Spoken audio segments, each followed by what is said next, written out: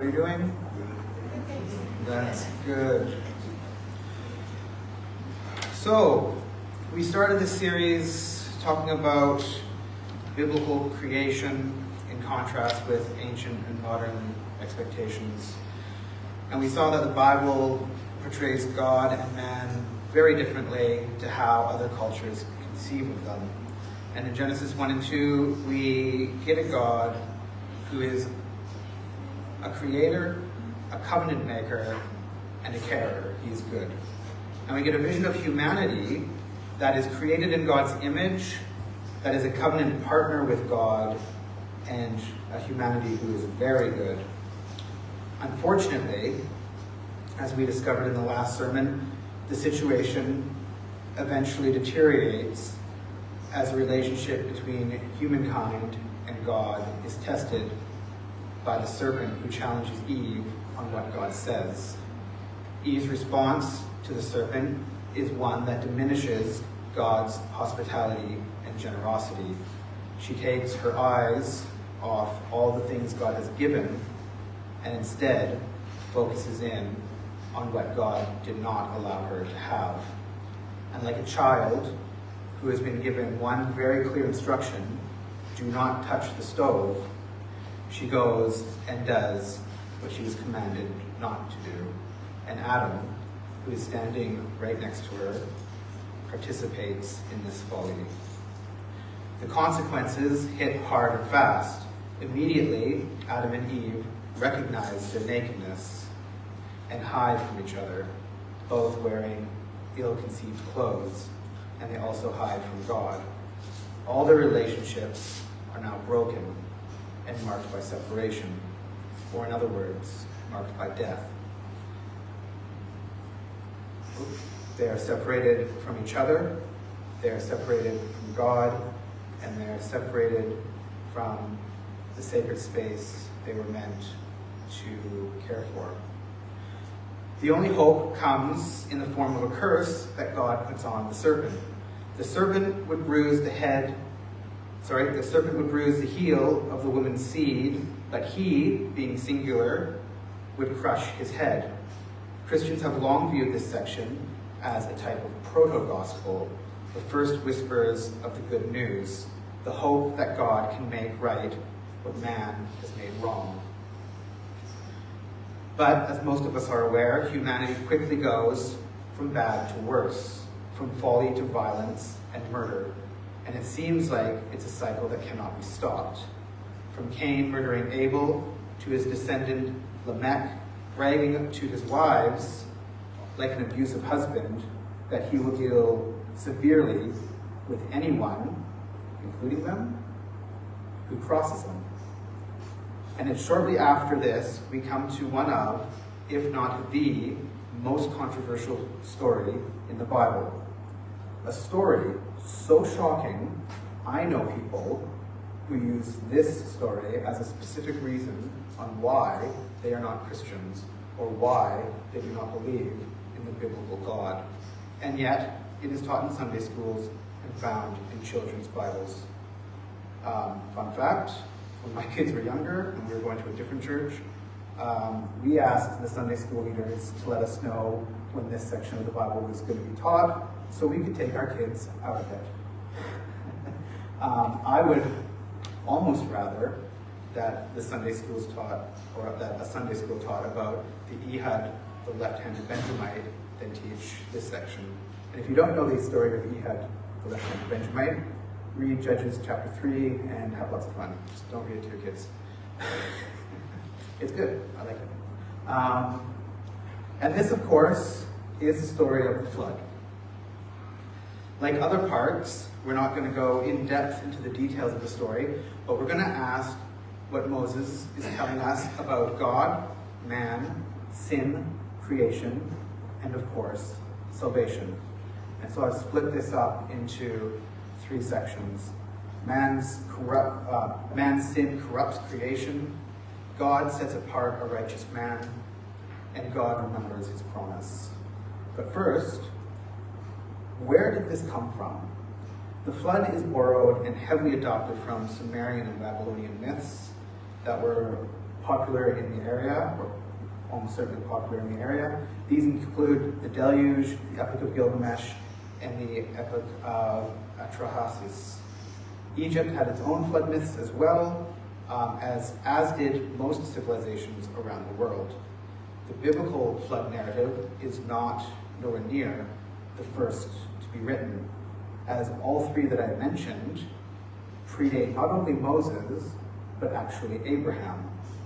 Since Abraham comes from Ur in Mesopotamia, the same region these stories originate, it is very, very likely that he knows these stories, that Abraham knows these stories.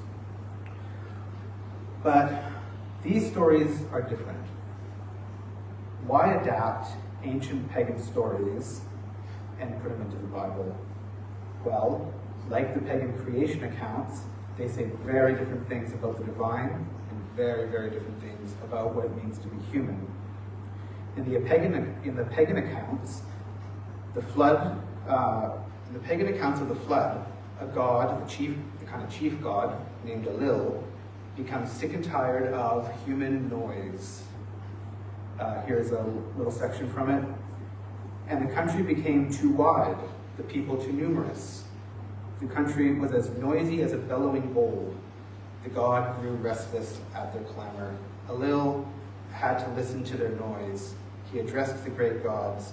The noise of mankind has become too much. I am losing sleep over their racket. Oh dear, the gods are losing sleep. After multiple attempts to solve this problem of the noise and losing the gods not being able to sleep through a drought and pestilence, Elil eventually decides that the only solution left is to wipe out humanity altogether. Another god named Enki saves humanity through a man named Atrahasis, and the gods come to regret their hasty actions, not because they were wrong, but because they were starving, since humans couldn't provide sacrifices for the gods anymore. So, a little foresight would have been nice from them, but, they're not very bright. So, some people accuse the Bible of plagiarizing the flood story. It's flat out ridiculous. They're very, very different, and as you can tell from the short description, and the biblical account has very important things to say about God, his creation, and sin. So, first up, man's sin corrupts creation. We're going to start right at the beginning in Genesis 6, and it reads, starting at Genesis 6:1. Now it came about when men began to multiply on the face of the land, and the daughters were born to them, that the sons of God saw that the daughters of men were beautiful, and they took wives for themselves, whomever they chose. Then the Lord said, my spirit shall not strive with man forever, because he is also flesh. Nevertheless, his days shall be 120 years. The Nephilim were on the earth in those days, and also afterwards, when the sons of when the sons of God came into the daughters of men, and they bore children to them. Those were the mighty men who were of old, men of renown. Now, it is plausible. This is chapter 6. In chapter 5 of Genesis, we have the big, nice, boring genealogy part, right? Adam beget such and such, Seth beget such and such, and on and on and on it goes. It is plausible that this section in Genesis chapter 6 actually belongs in Genesis chapter 5, and it's actually, all it's doing is describing what took place in that genealogy part. So it's kind of like a summary of the rest of the chapter. And then the Nephilim are the 10 men of extended ages in Genesis 5. And it's plausible. In English, there's no real negative connotation here, other than maybe, we're not sure what Nephilim means, other than maybe the name Nephilim, which might mean the fallen ones. But other than that, there's no real, in English anyways, it's hard to see any negative connotations. So this could be the conclusion to chapter 5 rather than the beginning of the flood narrative. But there is something that is obscured in the translation here. And what it looks like we have is another fall, and I will explain. In Genesis 3, we see that Eve saw the fruit was good, and so she took. Okay? And in Genesis 6, we have the sons of God saw that the daughters of men were good, and so, this is the same word. It says it's translated beautiful. The word is tov, which means good, beautiful, pleasing, which we'll get to. And they took. Okay? So it's almost like we have another fall, and the pattern continues. For example, King David saw Bathsheba was pleasing, or tov, good, and he took her, all the same words. And this saw and took in the biblical text often, not always, but often, points to something evil or violent is happening. Some will argue that the women here are being raped. See Pharaoh who saw Sarah and took her, or Shechem who saw Dinah and took her, as examples of saw and took being equated to sexual violence. They could, and their offspring, the Nephilim, being violent men. Some see it as illicit relationships, either between spiritual beings and women. This is popular in Second Temple Israel, and it's a guy named Michael Heisler points this out or subscribes to this view. Or it could be priests who have broken their vows and married women and had babies with women. If you look at Sargon of Akkad and his legend, he is the first emperor to be written about, or that we know about to exist. And his legend is that a priest who made a vow married a woman against his vow, had a child, and that child is Sargon, who then becomes a great man, and conquers and becomes an emperor. So we have these kind of three things. All of them have like this historical, old interpretations that we can borrow from, and we don't know. We don't know what it means. But we do know that this saw and took has a clear consequence. Then the Lord saw that the wickedness of man was great on the earth, and that every intent of the thoughts of his heart was only evil continually. The Lord was sorry that he had made man on earth, and he was grieving in his heart. Now the earth was corrupt in the sight of God, and the earth was filled with violence. God looked on the earth, and behold, it was corrupt, for all flesh had corrupted their way upon the earth. And we should note here, and I think it's important to point out, that God isn't angry. It's not even hinted at. The flood is not the result of God being annoyed with people, like in the Babylonian myths, or even the wrath of God being poured out on humankind. Neither of these are in the text.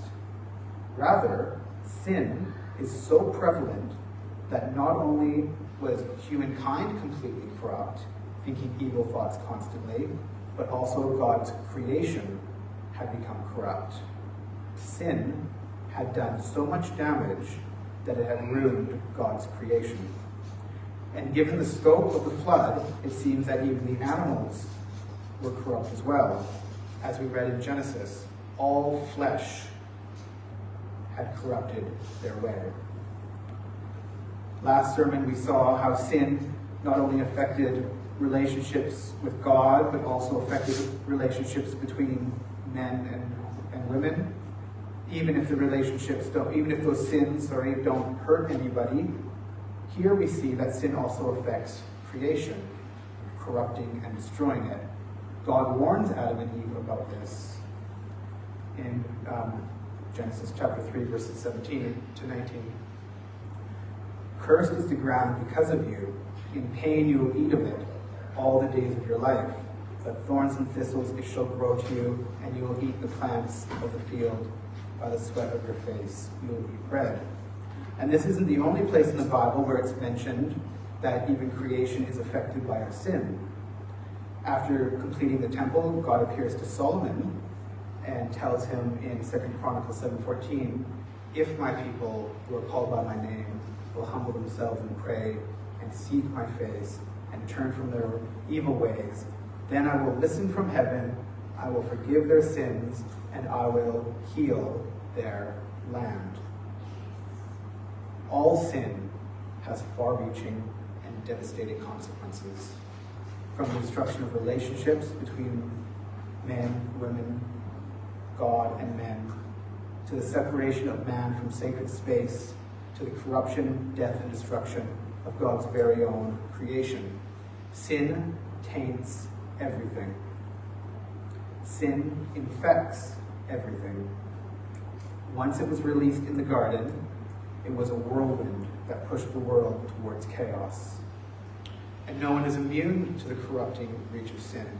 Even prominent Christian leaders are subject to its effects and corruption. Just this week, popular evangelical Christian author Philip Yancey, who wrote books that you might have read, like What's So Amazing About Grace or The Jesus I Never Knew, revealed on social media that he was retiring from writing and speaking and all other public appearances after admitting to an 8-year-long adulterous affair with a married woman. The sin brought pain and chaos to his wife of 55 years, disillusionment to his readers, and dishonor to God. God sets apart a righteous man. It seemed that God's plans were ruined, that sin had destroyed everything that God had accomplished in creation. What was once very good is now corrupted or ruined. And yet, amongst the chaos and violence of the time, there appears to be a blameless man. Noah was a righteous man, blameless in his time. Noah walked with God. Then God said to Noah, "The end of all flesh has come before me, for the earth is filled with violence because of them, and behold, I am about to destroy them with the earth." But to do all this, God would have to set Noah apart by putting him in an ark. Now, to be clear, Noah did not build a boat. An ark is not a boat. It is a chest or a box. Sometimes it's a coffin, but it's not a coffin in this instance, thankfully. These types of boxes are widely used in Egypt. They are typically used to house divine images of the gods which were dedicated to temples. And we should kind of know this because we use the same English word, ark, for the Ark of the Covenant. The big difference being that there's no graven images in the Ark of the Covenant because Israel didn't make graven images of God. Otherwise they'd be breaking their own laws. Instead, what we have is cherubim who cover the mercy seat where God rests. Nevertheless, if you're paying attention to Genesis, these things should conjure up images of Genesis 2. A man is created in the image of God and set to work in a temple, in a garden. And now that image, Noah and his family, are being put into something like a shrine. They are being set apart. They are being made holy. Okay, this action is that's the purpose of the ark, is to set up Noah and the rest of the animals as holy, because God is going, as we're going to see, God is going to clean the earth, and then the holy objects, the ones that have been set apart, can then leave the ark. So Noah makes a box that has no rudder, no sail, not a single navigational aid. Noah and his sons can't do anything to direct the box. They are helpless. Their fate is not left with their skill, but solely the will of God. Then the flood came upon the earth for 40 days, and the water increased and lifted up the ark, and so it rose above the earth. The water prevailed and increased greatly upon the earth, and the ark floated on the surface of the water. The water prevailed more and more upon the earth, so that all the high mountains everywhere under the heavens were covered. Noah and his family enter the ark, and God uncreates the world. Think about this image. The water prevailed more and more upon the earth, and so all the high mountains everywhere under the heavens were covered. Now compare that to Genesis 1:2. All the earth was formless and void, and darkness was over the surface of the deep, and the Spirit of God was hovering over the surface of the waters. The earth is back to its original form. The corruption and sin that infected the land is being washed clean. Matthew Lynch likens it to an unchecked plague of termites in a home. Sin and violence ate away at the foundation of creation, to the point where there was nothing left to do except tear it all down and rebuild. Again, contrary to popular portrayals of the flood, there is no sense of God's wrath in these passages. In Lynch's metaphor, it's man's violence that ruins, corrupts creation to the point where the flood is necessary. It's the termites that destroy the house, and the owner of the house is not necessarily angry in destroying the house, rather grieved and upset that the house must be destroyed in order for it to make it again. God is not angry, but grieved. He is in deep pain. These are the same words used when after Dinah's brother discovered that she has been raped. Deep pain and anguish.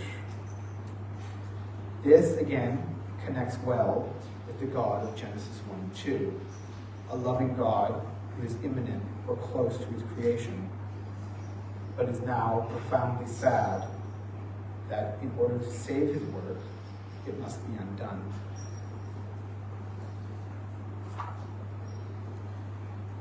God remembers his promises.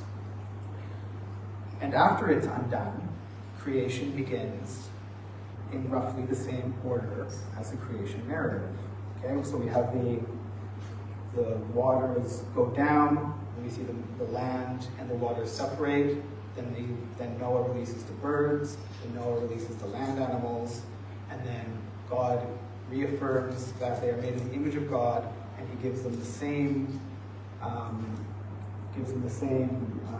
order, the same command that he gives Adam and Eve: seek fruitful and multiply. Okay, so it's kind of this recreation happening after the flood. So Noah is chosen and made holy, literally, he's set apart, to continue in God's newly cleaned and recreated world. If you remember the end of 1 Peter, if you remember the end of 1 Peter 3, Peter uses the ark and baptism imagery to talk about being made to have a clean conscience for God thanks to the death and resurrection of Christ. All Christians have been chosen to be set apart, made into new creations to serve him. Therefore, if anyone is in Christ, he is a new creation. Old things passed away. They have been cleaned up. Behold, new things have come. And we are made into new creations through covenant with Christ. Eventually, God remembers Noah. Now, God didn't forget about Noah. He wasn't distracted by something else, and then, Noah's still in the box, and I guess I better do something about that. No, remembering is all about promise and covenant. He says in 6:18, God says to Noah, I will establish my covenant with you. And here is this, and this is kind of the central theme of the entire story. God remembers his promises, and he is faithful to his covenant partners. He is even faithful to his covenant partners who are dead. This is a promise to Adam and Eve, remember. The reason we're still going is because the seed will crush evil, will crush the serpent. So God is still being covenantly faithful to Adam and Eve. And what we have here is, you've heard me talk before, you've probably heard me talk about chiasms. Here's one big chiasm in Genesis 6 through 9. And remember, the very center of the chiasm is what matters. God remembers Noah. God remembers his covenant promises. God is faithful to what he says. So God makes a new covenant with Noah and all of creation, promising to never blot out creation like he had done, and puts up a sign of the bow in the sky to show this.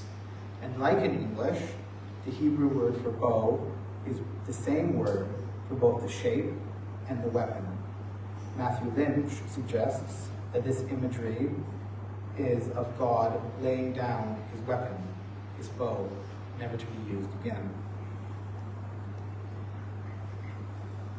So what can we take away from the flood narrative? How should we understand God's saving act?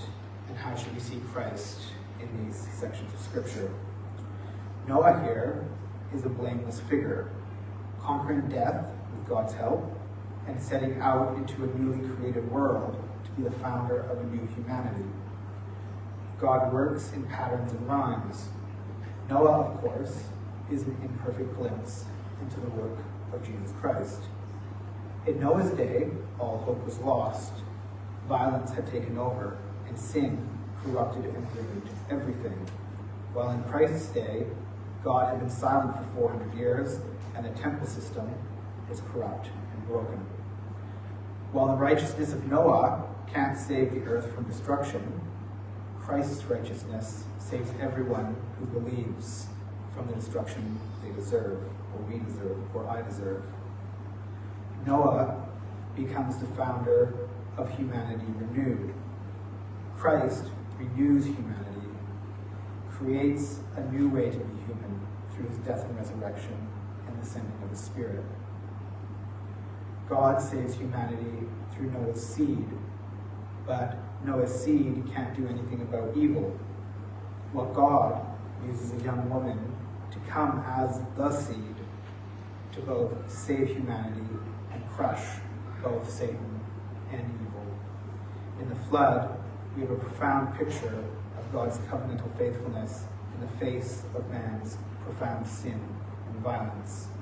We see reflections of God's plan within this devastating story of human sin and God's overwhelming grief.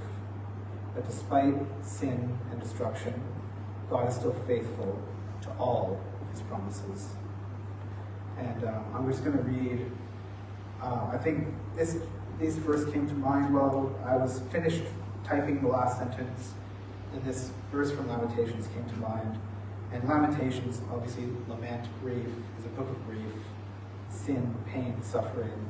And in the middle, there's this little small reprieve where the Jeremiah remembers the character of God. All is not lost. God is faithful and compassionate. So we'll just read this and I'll finish there. Remember my affliction and my wandering, the wormwood and bitterness. Surely my soul remembers and is bowed down within me. And this I recall to my mind, therefore I have hope. The Lord's loving kindness indeed never cease, for his compassions never fail. They are new every morning. Great is your faithfulness.